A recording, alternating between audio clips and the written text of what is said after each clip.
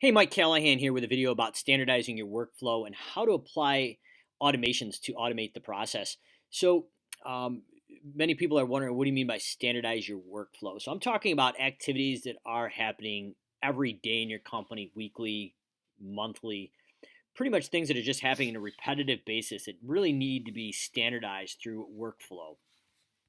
So, these daily activities could be as simple as answering the phone or how an estimate request is handled, things that are just happening. If there's certain emails that are sent out every day, we just really need to map out the process that happens in your company and standardize it. So some of the key things that I think that really need to be standardized is how we answer the phone, how we handle the request and estimate on the phone call is one great example. How we handle a complaint call, how do we handle a compliment, how do we handle sending the guys out for a QC if it's warranted in the field. What does that process look like? Let's standardize it. Let's standardize the information that's being received. Let's standardize the questions or pictures or documentation that's being done each and every time. So we have predictable results each and every time these processes happen within our company.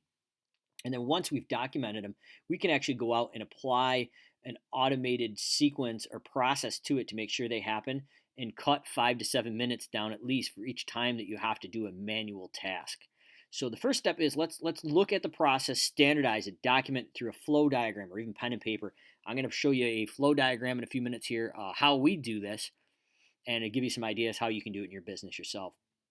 But before we get in there, the things you want to look at is what are all the outcomes that could possibly happen. So if we go back to the example of someone requesting an estimate, how can they request an estimate? Is it off your website? Is it through a phone call?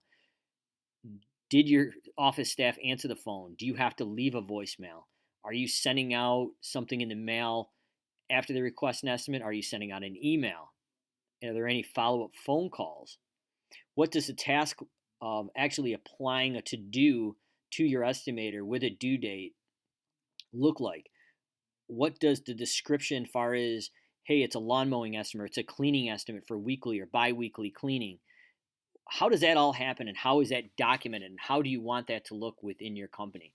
So we need to look from a 10,000 square foot view of what that process is going to look like and how we're actually going to execute that process. And then we're going to standardize it and document it. And once that's all done and we've proven that it works and it's the best process, we're going to apply some automation to it to make sure it happens each and every time the same way with predictable results. And what that's going to do is buy back your time and allow you to work on higher level things in your business and delegate the lower level return on investment activities to your staff.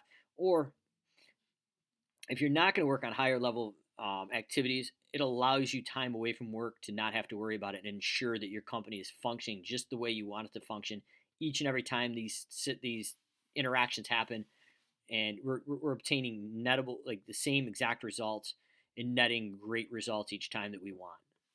So we're going to hop into the flow chart that I just made, and I will go over it for you. So the example here is that somebody requests an estimate from our company. If you look up here, this is a request an estimate from a website. So they're going to fill out the form, and it's going to drop them in a bucket where it's going to assign a to-do or a task automatically to someone on our staff to call them back, confirm the service address, and the services they want an estimate to. At that point, the system drops right in here to assign a to-do for the estimator and a follow-up email to confirm our conversation. If somebody calls our office, two things can happen here. I'm going to focus on the best outcome, that somebody answers the phone. So we have a standardized call script right here that our office staff is going to use, and I'm going to show you that form in a few minutes. So after we get all the information, we're going to assign a to-do to an estimator and follow up with an email to confirm all the information we gathered. So we go right down here into this bucket. The office is going to create a to-do for the estimator with a to-do date to actually go out and do the estimate, and we're going to send it a follow-up email to confirm the time of the estimate and the services and the address. At that point, the task or the to-do is completed by the estimator, and we drop them into this bucket so we can sequentially see that the estimate has been completed. On the flip side, if someone calls here at the office and we don't answer the phone, the customer will hopefully leave a voicemail. So the system here will automatically prompt a task for our office to call back the consumer and actually re-engage with them to see what they want the estimate for. So hopefully when we call back here, the consumer answers, same as above, we assign the to-do in here with the follow-up email that we talked to them. This is for the estimator to complete. Once it's completed, they're dropped in the back end. So once again, if we call to figure out what the estimate's for and they don't answer, we go down this way here and we leave them a voicemail. So we send them an automated email or type out an email saying, hey, Mrs. Smith, we just left you a voicemail regarding whatever the service is, and we will call you back in 2 days. So within 2 days here, we move to another phone call after 2 days. This email hopefully should say that, hey, we're going to call you back in 2 days if we don't hear from you. So we're setting expectations and following through on the expectations to build credibility with the potential consumer. Now that we've left the voicemail, 2 days later, we're going to come back into the flow and call the customer back again. If they answer, great. Same process as above. We assign a task, the estimate's done, we drop them and we're done. Same thing as above. If they don't answer, we're going to go back this way and leave a voicemail.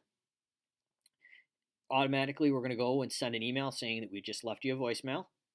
And we usually put a timer on here saying if the consumer does not call back in 2 days, we drop them into this bucket, lost lead, no contact made, and we drop them into a thing we like to call long-term nurture. This is just educational things that we send them once a month to stay engaged with the potential customer. So if they want to circle back around and get an estimate for a service in the future, they still think of us, and we are building credibility and a higher perceived value of the services that we provide through the educational information that we're sending them. So hopefully that all makes sense. I'll give you a quick overview, and then I want to dive into the form and how we can standardize the process even more. So if somebody requested an estimate, we call the system would be in the flow. We'd call them back, assign a task or a to-do the estimate. Once it's done, the estimator would click out the to-do and complete it, and we drop them in that bucket. If they called, we'd hopefully answer the phone, continue that estimating sequence out. Or if they called and left a voicemail, we are going to create a task or a to-do for our internal office staff to call back up to 2 times. If we talk to them and leave a voicemail, we're going to leave them an email telling them that we're calling them back in 2 days to set an expectation and follow through with it. After the second call, if we do not get a hold of them, we're going to send them a second email. And then 2 days after that, we're going to drop them into a no contact bucket and start sending them some educational emails once a month regarding the different services that we provide. So this would be a great example of workflow and how to standardize it for when you receive a call for an estimate, what that process looks like. So the next step in standardizing the workflow is going in to make basically a chart or a piece of paper. Hopefully I would go in and actually create this in a form, and it would contain a call script up front. Thank you. Acme Company, home with 100% satisfaction guarantee. This is Mike. How can I help you? Now you standardize the way your phone's being answered each and every time, so it's the same customer experience. We would have some areas to capture what the person called for. So it was an estimate, a complaint, a compliment, service question or concern, sign up or cancel services, pretty much whatever may happen on that phone call. So for example, if it's a lawn mowing or even like a cleaning example, if they called, we want to ask them if it's weekly, bi-weekly, or one-time service. In the lawn mowing instance, do you have a fence? Okay, if you do, what size is the gate? So to make sure we have the appropriate equipment to fit through the gate. In the cleaning industry, we may ask them, hey, if we're coming to clean your house during the middle of the day, will you be there, or do we need a key to actually service the property? And this all can be recorded through a form. Do you have a budget? What is it? So we're going to go in and actually qualify the customer. Do they have a reasonable budget? And what is it? So we see if we can actually work with the customer for the service we're going to provide. Do you have a time frame for the service to start? This could qualify a customer. If it's a one-time cleaning or a one-time lawn mowing, they want it done today, and we do not have the capacity to actually service their property today, well, we've qualified them. We don't need to waste our time in trying to sell them a service that we can't provide today. If there is pertinent information that needs to be collected, a good example would be square foot of service area. This could be square footage of turf area or square footage of the rooms that need to be cleaned in a cleaning industry. We have this all here. This is a great area through custom fields or different fields in your CRM, such as Service Autopilot, to be able to track this all on the back end of the customer contact file and be able to merge these things in to create a very, very customized and personable message when we start building automation into the system and be able to pump these things out very quickly. Instead of 5 to 8 minutes writing an email, we may be able to click a button and send a very personalized email with a lot of this pertinent information already merged in. In addition to that, there's certain things when someone calls that we need to collect in our office. So this is just an example, but you may need the first and last name, street address, city, state, postal code, phone, and you may require them for the email. So whatever is important to you, we can standardize the information being collected and not let them submit this until they actually fill out and gain all the information from the potential consumer. In addition, we may want to know the lead source. Where did this potential consumer come from? So you may have a drop-down menu where, hey, they came in from AdWords. If someone referred them, we could type in Mrs. Smith if she referred them, so we could actually go out and thank Mrs. Smith and reward her for her referral. These things are different in every company, but these are the things that need to be tracked each and every time someone calls. And by standardizing the workflow here, we can ensure it happens each and every time. So, excuse me, so that would be the reason why you would want to standardize your workflow and document it in a document such as this. And then when we got to the point where we'd call them, we would have a form such as this to collect all the information, to standardize the call script, all the information collected, and all the pre-qualifying questions such as a budget, time frame, and is a key required, or do we have to use a special piece of equipment to fit through a certain gate? Fast forward, now that we've got all this information, let's build in some automation. So are there certain things in your company that people always ask questions for? So in the home cleaning, what does a standard weekly home cleaning service include and what doesn't it include? Well, if we already had a pre-templated email outlining what that included, we could potentially click a button here and automatically merge some information in to make it feel personal and follow up after a phone call and say, hey, Mrs. Smith, we just wanted to send some extra information about our weekly cleaning or our weekly lawn mowing. This is what's included. This is not included. And hey, we offer these additional services if that's something you'd like. So communication is essential, and an email like that may take 5 to 7 minutes, and you may have to do that 10 or 15 times a day. Why not document it up front, tie in automation, and in the click of a button, be able to fire off a very personalized message each and every time with consistent messaging from day one, 10 to 15 times a day. So some other information or ideas that how we could tie automation in to start buying back our time to do these higher level value activities in our business, or just be able to walk away from our business completely, is if we created a to-do for the estimator. So back in the example here, we created a task and assigned this task or to-do to the estimator to complete in the field.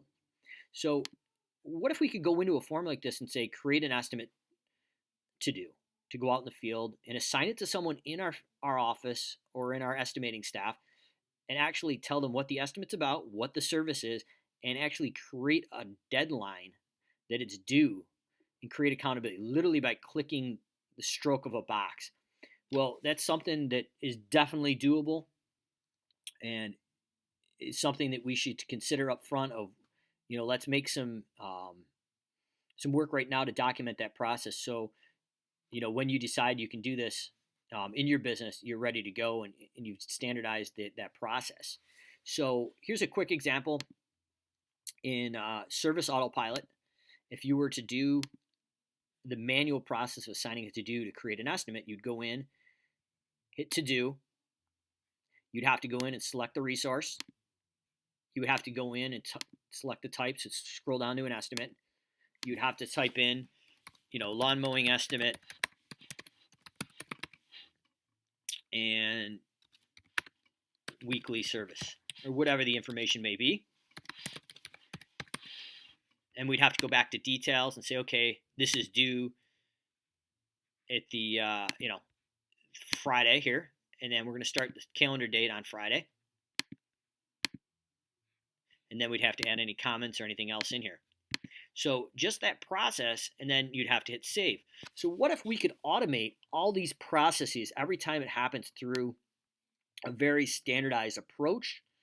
So if someone canceled a service, we may be sending out an apology letter or email or a follow-up from one of our QC specialists in the company to see what went wrong so we don't make the same mistake again, or possibly go out and try to save that canceled job. If someone bought a service, how does fulfillment happen? What does that process and workflow look like? If we need a quality control check needed, what does that look like? So what if we were able to just literally automate all these tasks to happen just by the click of a button?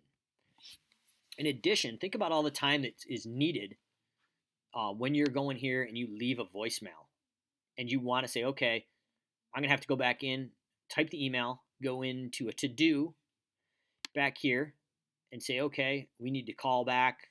So in this example, we'd say, okay, call back 2 days for missed call, and go back into details and sign the date and everything else and hit save. So what if through a form we could literally just click left voicemail number 1, it would automatically send the email out, set the expectation that we're going to call in 2 days, and it would assign a to-do to the appropriate person in 2 days to call them back. And then on the second day, if we had to leave a second voicemail, we would just click this and hit submit, and the process would happen. And then 2 days later, if they didn't call us back, we would drop them right in to the lost lead no contact and automatically just start sending them the educational information and the long-term nurture.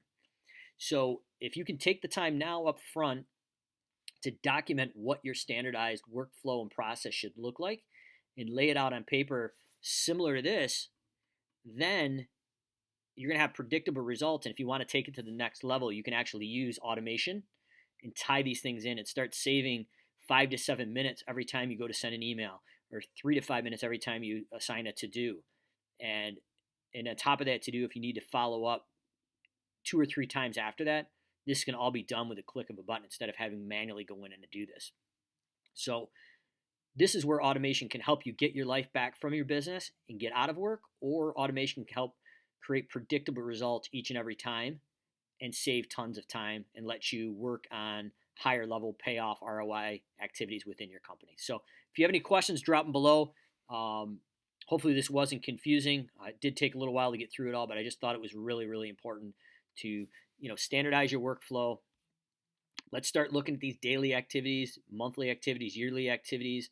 We've gone in with every process in our company and standardized the workflow and then added automation right down to preseason maintenance, postseason maintenance, weekly maintenance on the equipment, oil changes, anything that needs to happen internally in the company, whether it's an interface with the customer or an interface with our employees.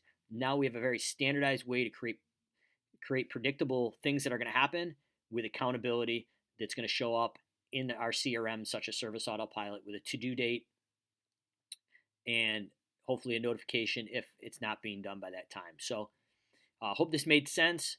If you have any questions or interested, how you can do this, just let me know, and I'd be happy to help you out.